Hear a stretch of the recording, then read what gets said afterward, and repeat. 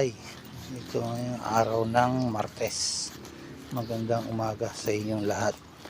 Bilangin kong nasa mabuti kayong lahat ng kalagayan. Magpasalamat tayo dahil nagising tayo ng maayos. Kayo rin, sister and brother. Salamat kayo sa Panginoong Diyos. Malaking blessing na yan sa buhay natin dahil nagising tayo ng maayos ngayong umaga. Salamat lalo na sa mga viewers, subscriber ko dyan. Kailangan lang natin magpasalamat lagi sa Panginoong Diyos sa araw-araw na nangyayari sa buhay natin. At ligtas tayo at malakas tayo sa araw-araw.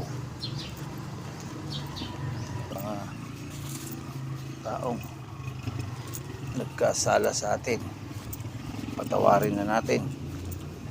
At sa mga taong may kasalanan tayo, humingi na rin tayo ng tawad.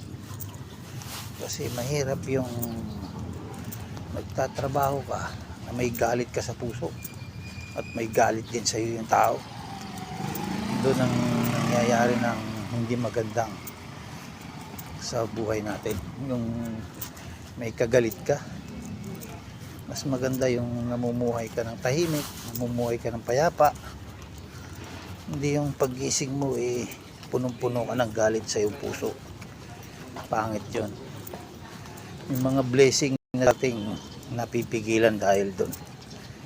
Kaya unang-una sa lahat sa Panginoong Diyos, humingi tayo ng kapatawaran sa Panginoong Diyos dahil yun ang number one na gawin natin. Ayan, lakay, tama sinabi ko, kailangan mong magpatawad tayo para maging malugod-lugod tayo sa Panginoong Diyos. Kasi ang Panginoong Diyos, alam nyo naman,